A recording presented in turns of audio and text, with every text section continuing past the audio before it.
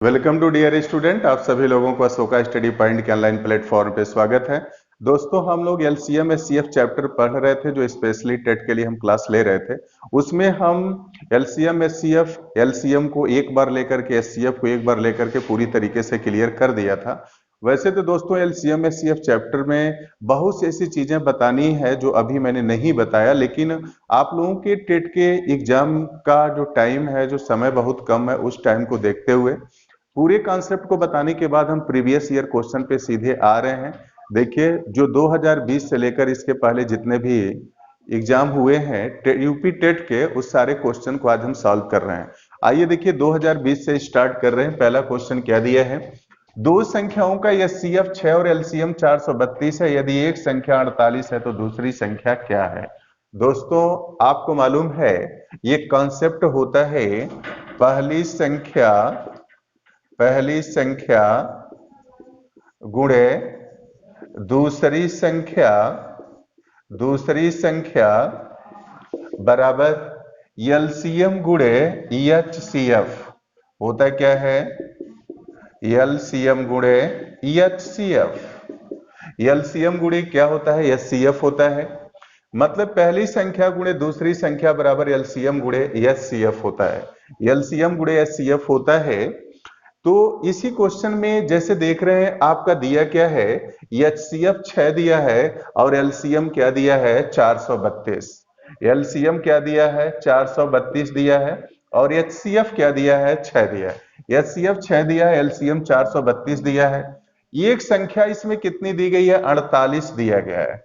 एक संख्या आपका क्या दिया गया है? 48 दिया गया है। तो दूसरी संख्या आपको फाइंड करना है। अगर एक संख्या 48 है तो हमने मान लिया दूसरी संख्या हमारी क्या है? x है। जैसे पहली संख्या 48 है, दूसरी संख्या फाइंड करना है, उसको हमने क्या मान लिया? x मान लिया।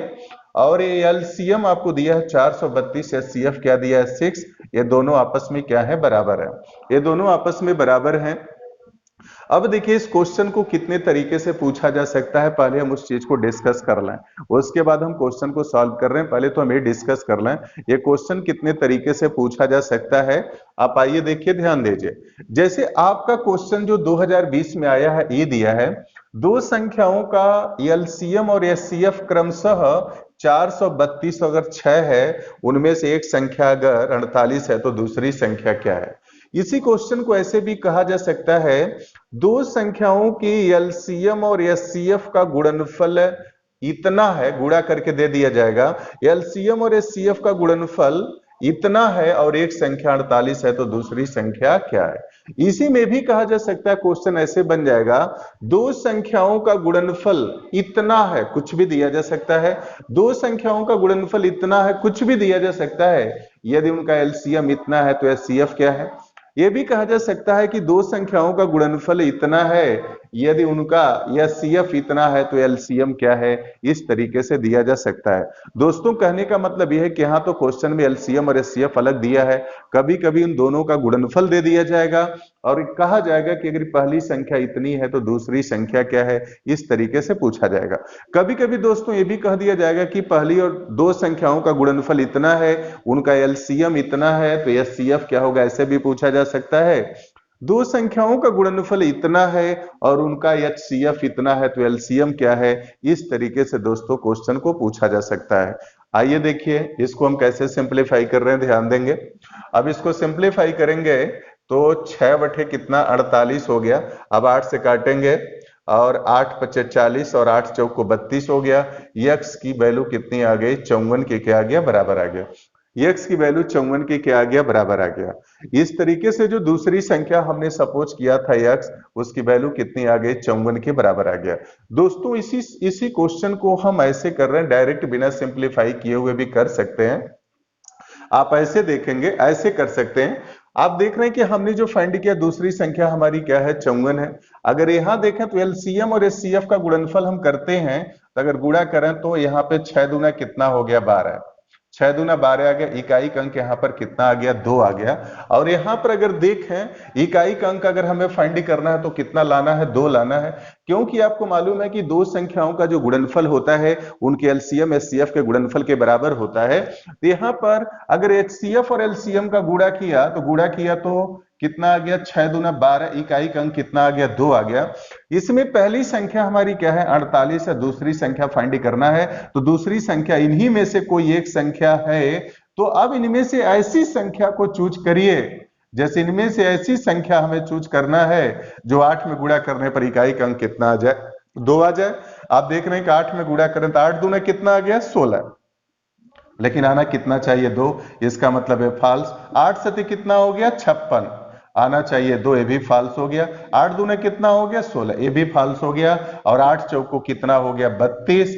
जब हम 48 में 54 का गुणा करेंगे तो 8 में 4 का गुणा करेंगे तो 32 आएगा, इकाई का अंक 2 आ गया। दोस्तों इसका मतलब हमारा जो डी ऑप्शन क्या है सही है। कभी कभी डायरेक्टली हम ऐसे भी इस क्वेश्चन को कर सकते हैं। आइए देखिए नेक्स्ट क्वेश्चन क्या दिया है।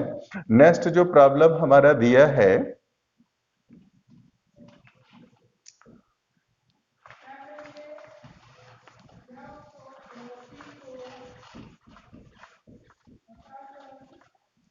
नेक्स्ट क्वेश्चन ये कह रहा है एक कमरे के 15 मीटर 17 सेंटीमीटर लंबे और 9 मीटर 2 सेंटीमीटर चौड़े फर्श पर लगाई जा सकने वाली न्यूनतम टाइलों की संख्या क्या है, ये आपको फाइंड करना है। कमरे की लंबाई कितनी दी गई है 15 मीटर 17 सेंटीमीटर दिया है, चौड़ाई कितनी दी गई है 9 मीटर 2 सेंटीमीटर कमरे की चौड़ाई दिया गया है। जैसे आपसे कहा जा रहा है कि जो फर्श है उस पे हमें क्या करना है टाइल्स लगाना है, तो आपसे कहा जा रहा है कि उन टाइलों की न्यूनतम संख्या क्या होगी, मतलब मिनिमम कितने टाइलों की जरूरत होगी।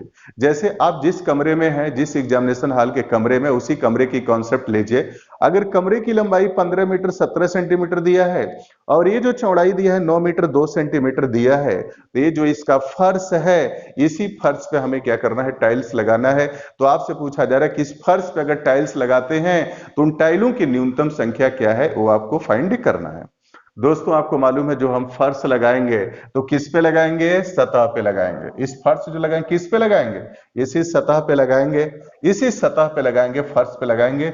इसका मतलब क्या हो गया कि हमें जानना है कि अगर इस सतह पे जो फर्श पे अगर हम टाइल्स लगाएंगे तो ये हमें जानना होगा कि इस फर्श का क्षेत्रफल कितना है। इस फर्श का क्षेत्रफल कितना होगा, आपको क्या करना होगा इस फर्श का क्षेत्रफल निकालना होगा।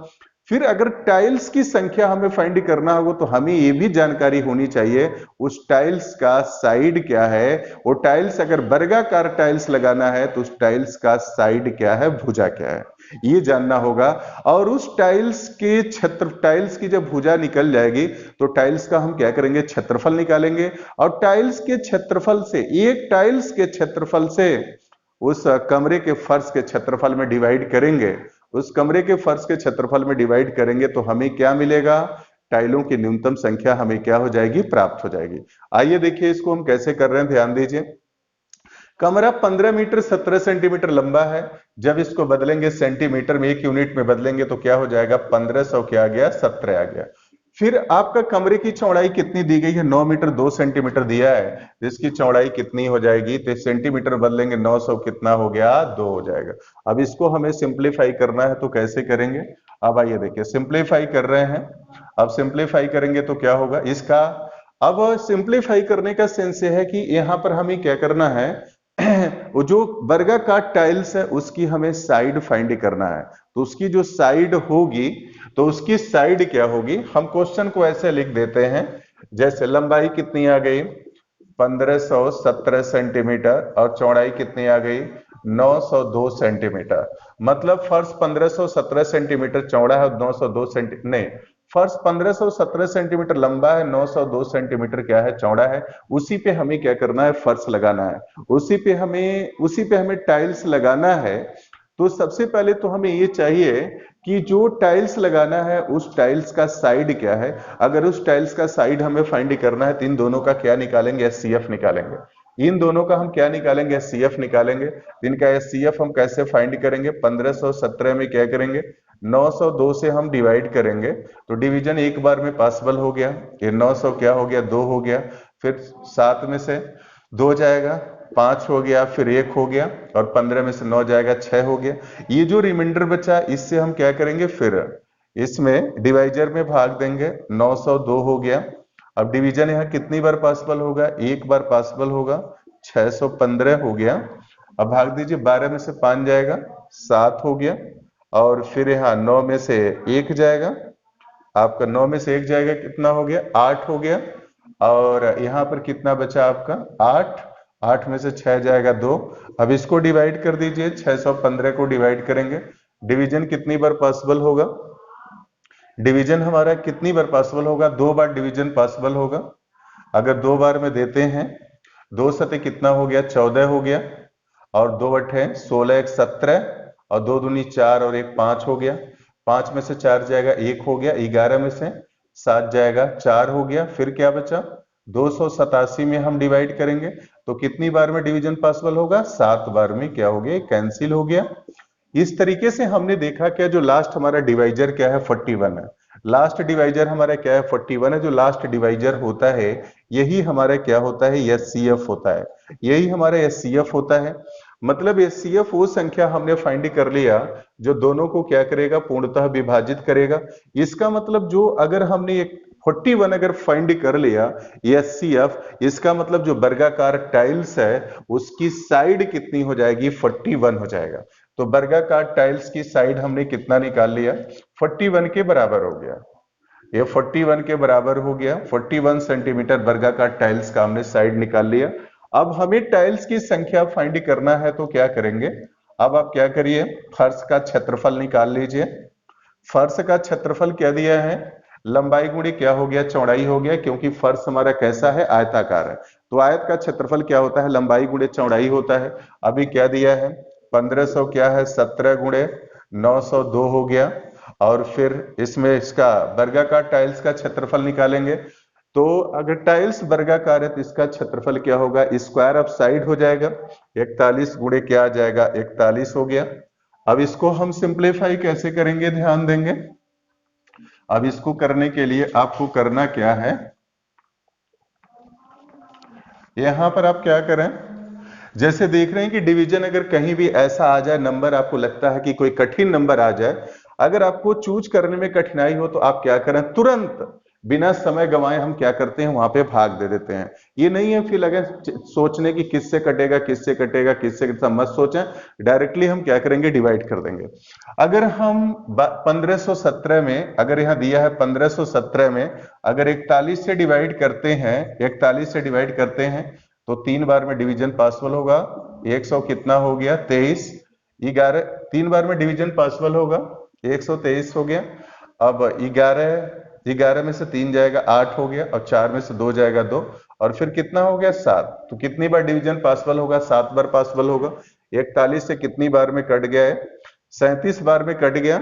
और 902 देखिए कितनी बार में कटेगा, 902 में हम क्या करेंगे, 41 से डिवाइड करेंगे, 41 से डिवाइड करेंगे तो 41 दूना कितना हो गया 82 हो गया। फिर कितना बचा 8, फिर 41 दूना क्या आ गया 82। अब आपने डिवाइड किया तो ये कितनी बार में कट गया, 10 के बराबर, ये 22 के क्या हो गया, बराबर हो गया। अब इसका गुणा कर दीजिए, 22 सते अगर हम कर देंगे तो 22 सते आपका कितना हो गया 154 हो गया, यहाँ 4 हो गया, कितना हासिल बचा 15 बचा, और 22 यही कितना आ गया 66। इसमें जोड़ेंगे तो क्या मिलेगा, 6 5 11 हो गया, 6 1 7 1 8, क्या मिला 81 मिला। मतलब कि जो वर्गाकार टाइल्स है उनकी संख्या हमने कितना निकाल लिया, 800 क्या आ गया 14 के बराबर हो गया। वर्गाकार टाइलों की संख्या कितनी आ गई, 814 के बराबर हो गया। यही न्यूनतम टाइल्स हैं जिसको लगाने से फर्श पूरी तरीके से क्या होगा, व्यवस्थित हो जाएगा। आइए चलिए देखिए नेक्स्ट क्वेश्चन क्या दिया है, नेक्स्ट क्वेश्चन को लेते हैं। नेक्स्ट प्रॉब्लम दिया है, आपसे ये कहा जा रहा है नेक्स्ट प्रॉब्लम में दो संख्याओं का एचसीएफ और एलसीएम क्रमशः 12 और क्या है 72 है। यदि इन संख्याओं का योग अगर 60 हो तो इनमें से एक संख्या क्या होगी, ये आपको निकालना है। यदि इन संख्याओं का योग 60 हो तो इनमें से एक संख्या क्या होगी, ये आपको फाइंड करना है। इनका एचसीएफ कितना दिया है 12 दिया है, एचसीएफ कितना दिया है 12 दिया है, ये एचसीएफ क्या है 12 है। मतलब इन दो संख्याओं का एचसीएफ क्या है 12 दिया है। दोस्तों हमेशा ध्यान में रखिएगा जब भी एचसीएफ दिया रहता है तो संख्या को जब भी हम सपोज करते हैं, अगर उन दोनों संख्याओं का जिनका एचसीएफ अगर 12 है तो अगर उन संख्याओं को सपोज करेंगे तो 12 क्या करेंगे, दोनों संख्याओं में अपीयर कर लेंगे। तो पहली संख्या हमारी क्या हो गया 12a, और दूसरी संख्या हमने क्या मान लिया 12b। क्योंकि जो HCF होता है दी गई संख्या, अगर दोनों संख्याएं हैं तो जो HCF होता है वो बड़ी सी बड़ी संख्या होता है, जो सभी संख्याओं में क्या होता है शामिल होता है। यही वजह है कि अगर HCF दिया है तो संख्या को सपोज करने के लिए करेंगे क्या, HCF को संख्या में शामिल कर लेंगे। तो हमने मान लिया पहली संख्या 12 है, दूसरी संख्या क्या है 12 भी है। क्वेश्चन के अकॉर्डिंग कहा जा रहा है इन संख्याओं का जो योगफल दिया है 60 के बराबर है। अगर इनको जोड़ेंगे तो क्या मिलेगा, 12a धन 12b कितना आ गया 60 के बराबर आ गया। अब सिंप्लीफाई करेंगे तो a प्लस b बराबर 12 पचे कितना हो गया 60, काटेंगे तो कैंसिल हो गया। कितनी बार में कटेगा, 5 बार में कट गया। अगर इसका एलसीएम लेते हैं तो एलसीएम लेते हैं 12a और 12b का एलसीएम लेंगे तो क्या मिलेगा 12ab मिलेगा। और यही एलसीएम किसके बराबर है 72 के बराबर है। तो अब सिंप्लीफाई करेंगे 12 6 के 72, मतलब ए बी की वैल्यू कितनी आ गई 6 आ गई। ए बी की वैल्यू हमारी कितनी आ गई 6 आ गई। ए प्लस बी बराबर क्या दिया है 5 दिया है, और ए बी की वैल्यू क्या है 6 दिया है। मतलब ए और बी को ऐसे दो भाग में तोड़ो कि गुणा करने पर क्या आ जाए 6 आ जाए, और जोड़ने पर क्या आ जाए 5 आए। तो इसको हम क्या लिख सकते हैं 2 गुणे 3 लिख सकते हैं। इसको लिख सकते हैं 2 धन क्या लिख सकते हैं 3 लिख सकते हैं। इसको क्या लिख सकते हैं 2 गुणे 3 लिख सकते हैं। इसको लिख सकते हैं 2 धन 3। मतलब यहां पर अगर हम सपोज कर लें ए का मान क्या है 2 है और बी का मान क्या है 3 है। आपके दिमाग में क्वेश्चन बनना होगा सर आपने ये कैसे डिसाइड कर लिया कि यहां पर ए का मान क्या है 2 है और बी का मान क्या है 3 है। दोस्तों यहाँ पे कोई दिक्कत नहीं है, अगर ए का मान हम 3 मान लें और बी का मान हम 2 मान लें तब भी हमारा आंसर क्या होगा वही होगा। इसके पीछे रीजन ये है, इसके पीछे रीजन यही है कि जिसमें हम मल्टीप्लाई करेंगे ए और बी की वैल्यू जिसमें रखेंगे वो क्या है, उनके जो गुणांक है यहाँ भी 12 है और यहाँ भी 12 है, इसलिए इसमें कोई परिवर्तन कोई फर्क नहीं पड़ेगा। अब हम ए की वैल्यू अगर क्या रखते हैं, यहां पर ए की वैल्यू अगर 2 रखते हैं तो क्या मिलेगा 12 दूना 24 हो गया, और बी की वैल्यू 3 रखते हैं तो 12 3 कितना आ गया 36 आ गया। दोस्तों वही दोनों संख्याएं हैं 24 और क्या है 36 हैं, जिनका क्या दिया है ये CF क्या दिया है 12 दिया है, और इनका LCM क्या दिया है 72 दिया है, और इनका योगफल जो दिया है 60 के बराबर है। आपसे पूछा जा रहा है कि उसमें एक संख्या क्या है, एक ही संख्या पूछा जा रहा है। आप देख रहे हैं इसमें क्या दिया है 24 दिया है, इसका मतलब हमारा आंसर कितना आ गया 24। दोस्तों उम्मीद कर रहे हैं कि क्वेश्चन पूरी तरीके से आपको समझ में आया होगा। फिर लेते हैं नेक्स्ट क्वेश्चन। क्वेश्चन हम देखते हैं क्या दिया है। इसमें दिया है 14 बटे 33, 21 बटे 22 और 42 बटे 55 का हमें HCF फाइंड करना है। HCF के बारे में बताया था कि जैसे कि जो भिन्न का HCF होता है अंश का HCF बटे हर का LCM। मतलब दोस्तों इसमें क्या करेंगे, अंश का हम HCF फाइंड करेंगे। क्या दिया है 14 दिया है, 21 दिया है और क्या दिया है 42 दिया है। HCF फाइंड करने के लिए बताया था ऐसी संख्या को चूज करेंगे जो सभी को क्या करें पूर्णतः विभाजित करें। अगर इसमें देख रहे हैं 7 से डिवाइड करें तो 7 दूना 14 हो गया, 7 त्रिक 21 हो गया, 7 छके क्या हो गया 42 हो गया, 7 छके 42 हो गया, 7 दूना 14, 7 त्रिक 21 और 7 छके 42 हो गया। दोस्तों अब यहाँ पर कोई भी ऐसा नंबर नहीं है कि जैसे क्या करें सभी को विभाजित करें। हमेशा ध्यान में रखिएगा, मैंने आपको ये सिखाया था जब भी HCF फाइंड करते हैं तो ऐसी संख्या से डिवाइड करते हैं जो सभी को विभाजित करे। यहाँ पे 7 से डिवाइड किया तो सभी को विभाजित किया, लेकिन क्या आया 2 3 और 6 आया। इसके बाद कोई ऐसी संख्या नहीं है कि जो सभी को क्या करे विभाजित करे, फिर यहीं पे क्या करेंगे छोड़ देंगे। इस तरीके से हम लोगों ने यहाँ पे जो फाइंड किया अंश का HCF हमारा क्या आ गया, अंश का HCF कितना आ गया 7 आ गया। दोस्तों हर का क्या फाइंड करेंगे LCM फाइंड करेंगे। यहाँ पर क्या दिया है 33 दिया है, 22 दिया है, 55 दिया है। एलसीएम फाइंड करने का तरीका ये बताया था, अगर कोई नंबर भले ही छोटा है, अगर सभी को विभाजित करता है तो सबसे पहले प्रायोरिटी उसी को देंगे। अगर कोई नंबर छोटा है जो सभी को विभाजित करता है तो उसको पहले प्रायोरिटी देंगे।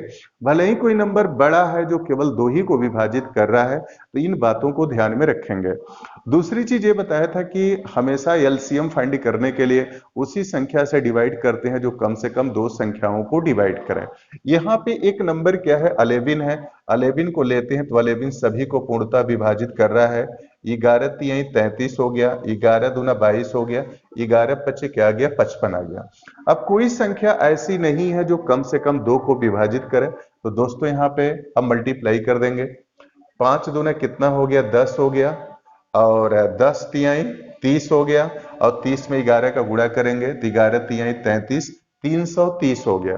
दोस्तों हर का एलसीएम हमने कितना निकाल लिया, 330। इस तरीके से इस फ्रैक्शन का जो एचसीएफ हमने फाइंड किया, 7/300 क्या आ गया, 30 आ गया। दोस्तों नेक्स्ट क्वेश्चन लेते हैं। नेक्स्ट क्वेश्चन में क्या दिया है, नेक्स्ट क्वेश्चन में कहा गया है, नेक्स्ट क्वेश्चन में कहा जा रहा है कि दो संख्याओं का योग क्या है, 36 है। उनका एचसीएफ क्या दिया है, एचसीएफ उनका 3 दिया है और एलसीएम कितना दिया है, 105। दोस्तों हमेशा ध्यान में रखिएगा, जस्ट अभी मैंने इसके पहले वाले क्वेश्चन में बताया है, इसी मतलब वीडियो में इसके पहले वाले क्वेश्चन में बताया है, अगर एचसीएफ दिया है, दो संख्याओं का एचसीएफ अगर दिया है तो एचसीएफ यहाँ कितना दिया है, 3 दिया है। दोस्तों जब ये सीएफ दिया रहता है तो संख्या को सपोज करने के लिए हम करते क्या है, उसमें जो ये सीएफ होता है उसको शामिल कर लेते हैं। तो पहली संख्या हमारी कितनी आ गई, पहली संख्या हमारी 3a हो गई और दूसरी संख्या हमारी 3b हो गई। ये पहली संख्या और ये हमने मान लिया दूसरी संख्या है। इन्हीं दोनों का योग किसके बराबर दिया है, 36 के बराबर दिया है। तो 3a प्लस जो 3b बराबर 36 आ गया। अब सिंप्लीफाई करेंगे तो कितना मिलेगा, a प्लस b बराबर कितना आ गया, 12 आ गया। क्वेश्चन के अकॉर्डिंग दोस्तों इसमें क्या दिया है, इनका जो एलसीएम है किसके बराबर है, 105 दिया है। इनका एलसीएम किसके बराबर है, 105 के बराबर है। अगर इसका हम एलसीएम फाइंड करते हैं तो एलसीएम क्या मिलेगा, 3ab, और यही क्या है, 105 के बराबर है। सिंप्लीफाई करेंगे तो क्या मिलेगा, 3 त्रिका 9, 3 पचे 15, ए बी कितना आ गया, 35 के बराबर हो गया। दोस्तों यहां पर अब हम क्या करें, अब जैसे कह रहा है कि ए और बी का गुणनफल 35 है और ए और बी का योगफल क्या दिया है, 12 दिया है। अब यहां से क्या कर सकते हैं, 35 को ऐसे दो भाग में तोड़िए कि गुणा करने पर 35 है और जोड़ने पर क्या है, 12 है। इसको हम क्या लिख सकते हैं, 5 गुणे 7 लिख सकते हैं। इसको लिख सकते हैं 5 धन क्या लिख सकते हैं, 7 लिख सकते हैं। अब यहाँ पर हम कोई भी सपोज कर सकते हैं, चाहे तो ए की वैल्यू 5 मान लें और बी की वैल्यू क्या मान लें, 7 मान लें, या ए की वैल्यू 7 मान लें, बी की वैल्यू क्या मान लें, 5 मान लें। इसमें कोई फर्क नहीं पड़ेगा, किसी को भी कुछ भी हम सपोज कर सकते हैं। इसका रीजन ये है क्योंकि ए और बी की जब वैल्यू रखेंगे तो क्या है, दोनों का जो गुणज दोनों का जो मल्टीपल है, या ये कह लें दोनों का जो यहाँ पे कोफिशिएंट है वो क्या दिया है, यहाँ भी 3 है, यहाँ पर क्या दिया है, 3 है।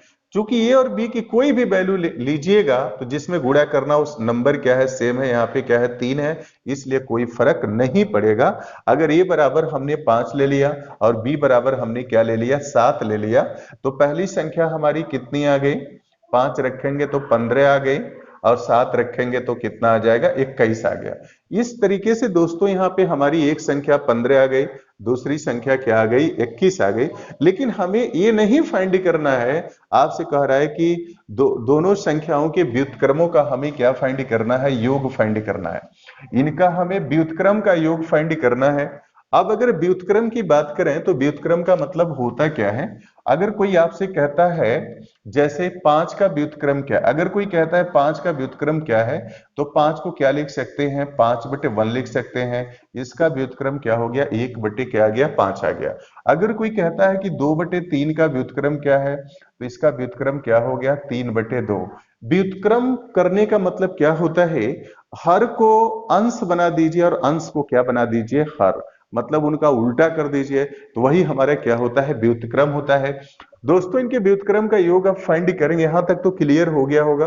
वो संख्या हमारी क्या निकल गई, 15 और क्या है 21 है। और इनके व्युत्क्रम का अगर योग हम कर रहे हैं तो व्युत्क्रम का योग क्या मिलेगा।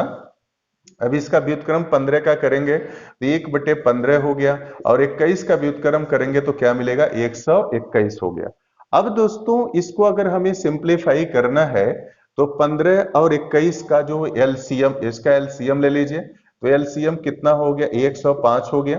15 सत्ते 105 हो गया, और इसको सिंप्लीफाई करेंगे, यहां पर 15 सत्ते 105 हो गया, और इसको जब सिंप्लीफाई करेंगे तो 21 पचे 105 हो गया। अब इसको सिंप्लीफाई करेंगे कितना मिलेगा, 12 बटे कितना आ गया, 105 हो गया। अब काट दीजिए, 3 चौक को 12 हो गया, और 3 त्रिका 9, 3 पचे 15, 4 बटे कितना आ गया, 35। दोस्तों इसका आंसर हम लोगों ने क्या फाइंड कर लिया, 4 बटे क्या आ गया, 35 आ गया। इसका आंसर कितना आ गया, 4 बटे कितना आ गया, 35। आपका क्या है नेक्स्ट मतलब थर्ड ऑप्शन क्या है, सही है। दोस्तों इस क्वेश्चन को हम ऐसे भी कर सकते हैं। दूसरा तरीका क्या होगा इस क्वेश्चन को करने का, इस क्वेश्चन को करने का दूसरा तरीका ये है, हमें तो संख्या तो फाइंड करना नहीं है, हमसे तो ये नहीं कहा जा रहा है कि वो नंबर क्या है, ये तो हमें फाइंड करना नहीं है। सिर्फ आपसे कहा जा रहा है कि उन संख्याओं का व्युत्क्रमों का योग क्या होगा, सिर्फ हमें ये फाइंड करना है। उन संख्याओं के व्युत्क्रमों का योग क्या होगा ये हमें निकालना है। तो अब उन संख्याओं का व्युत्क्रम हम करेंगे तो क्या मिलेगा, जैसे कि उनका एचसीएफ कितना दिया है, 3 दिया है, तो एक संख्या हमारी 3a हो जाएगी, और दूसरी संख्या क्या हो गई, 3b। अब इनका व्युत्क्रम करेंगे तो क्या मिलेगा, 1/3a मिलेगा, और 1 क्या मिलेगा, 3b मिलेगा। इनका व्युत्क्रम हो गया। इन्हीं का योगफल आपसे क्या किया जा रहा है, पूछा जा रहा है। तब इनका योगफल पूछा जा रहा है, कब इसको जब हम सिंप्लीफाई करेंगे तो मिलेगा क्या, इसका एलसीएम हमारा क्या होगा, 3ab होगा। इनका एलसीएम होगा 3ab होगा। अब इसको जब सिंप्लीफाई करेंगे तो 3 से जब इसमें डिवाइड, 3a से डिवाइड करेंगे तो क्या मिलेगा, b मिलेगा, और यहाँ 3b से डिवाइड करेंगे तो a मिलेगा। तो फिर क्या आ गया, a प्लस क्या आ गया, b आ गया। a प्लस b बटे क्या हो गया, 3ab, ये हमने निकाल लिया। अब हम क्या करें, a प्लस बी की वैल्यू निकालकर 3ab की वैल्यू निकालकर यहाँ पे सब्स्टिट्यूट कर दें तो हमारा आंसर आ जाएगा। अब देखिए दिया क्या है, क्वेश्चन के अकॉर्डिंग आपसे ये कह रहा है, आपसे ये कह रहा है कि उन संख्याओं का जो योग है वो किसके बराबर है, उन संख्याओं का योग जो है 36 के बराबर है। उन दोनों संख्याओं का जो योग है क्या दिया है, 36 के बराबर है। इन दोनों का योग करेंगे तो 36 के बराबर करेंगे। 3a प्लस 3b बराबर कितना दिया है, 36 हो गया। तो a प्लस b की वैल्यू कितनी आ गई, 12 के बराबर हो गया। सिंप्लीफाई करेंगे तो कैंसिल हो गया, ये कितना आ गया, 12। a प्लस b की वैल्यू कितनी आ गई, 12 के बराबर हो गया। दोस्तों क्वेश्चन में कहा जा रहा है कि उन संख्याओं का जो एलसीएम है 105 के क्या है, बराबर है। उन संख्याओं का जो एलसीएम है 105 के बराबर है। अगर उनका एलसीएम हम फाइंड करते हैं तो 3a और 3b का जब एलसीएम फाइंड करेंगे तो हमें क्या मिलेगा, 3ab। 3a और 3b का एलसीएम फाइंड करेंगे तो 3ab मिलेगा, और क्वेश्चन के अकॉर्डिंग यही हमारे कितना दिया है, 105 के बराबर है। 105 के बराबर है। अब सिंप्लीफाई करेंगे, 3 चौक को 12 हो गया, 3 त्रिका 9, 3 पचे 15, दोस्तों 4 बटे क्या आ गया, 35। इस तरीके से यहाँ पर हमने इस क्वेश्चन में विदाउट हमने नंबर को फाइंड किया, डायरेक्टली हमने निकाल लिया। अगर हमें नंबर नहीं फाइंड करना हो तो इसकी कोई जरूरत नहीं है। आइए देखिए नेक्स्ट प्रॉब्लम हम लेते हैं। नेक्स्ट क्वेश्चन क्या दिया है, अगर हम नेक्स्ट क्वेश्चन को लेते हैं तो नेक्स्ट क्वेश्चन क्या दिया है, अब देखिए यहाँ पे आपसे कहा जा रहा है दो संख्याओं का एचसीएफ 13 और एलसीएम 1989 है। यदि एक संख्या 117 है तो दूसरी संख्या क्या है, ये आपको निकालना है। अभी आपने पढ़ा है कि दो संख्याओं का गुणनफल उन्हीं संख्याओं के एलसीएम और एचसीएफ के गुणनफल के बराबर होता है। अगर एक संख्या क्या दिया है, 117 दिया है, दूसरी संख्या हमने क्या मान लिया, x मान लिया, और उनका एचसीएफ और एलसीएम कितना दिया है, एलसीएम कितना दिया है, 1989 दिया है, और एचसीएफ कितना दिया है, 13 के बराबर है। 13 के बराबर है। अभी आपको मैंने बताया है पहली संख्या गुणे दूसरी संख्या बराबर एलसीएम गुणे एचसीएफ, या जो दो संख्याओं का गुणनफल होता है उन्हीं संख्याओं के एलसीएम और एचसीएफ के गुणनफल के बराबर होता है। अब काटेंगे, 13 नमा कितना होगी, 117 हो गया। 9 से काटेंगे, 9 दूना 18 हो गया। और फिर 9 दूना 18, 9 एक कम 9 आ गया। x की वैल्यू हमने कितना निकाल लिया, 221 के बराबर हो गया। ये हमारा आंसर हुआ। ठीक है, अब आइए, उम्मीद कर रहे हैं क्वेश्चन आपको समझ में आ गया होगा। जो भी हमने क्लास लिया है पूरी तरह से क्लियर हो गया होगा। आप सभी लोगों को वीडियो को देखने के लिए बहुत बहुत धन्यवाद। इसमें कुछ क्वेश्चन बचे हुए हैं तो अगले लेक्चर में इसमें कुछ क्वेश्चन बचा हुआ है। अभी जो प्रीवियस ईयर के जो क्वेश्चन आए हुए हैं इसमें अभी 3 और एक क्या है, 4 क्वेश्चन बचा हुआ है। तो इस 4 क्वेश्चन को हम क्या करेंगे, नेक्स्ट वीडियो में हम डाल देंगे या किसी लेक्चर के साथ उसको डालने के बाद फिर हम आगे बढ़ेंगे। ठीक है, आप सभी लोगों को वीडियो को धैर्यपूर्वक देखने के लिए बहुत बहुत धन्यवाद। फिर हम मिलते हैं नेक्स्ट वीडियो में।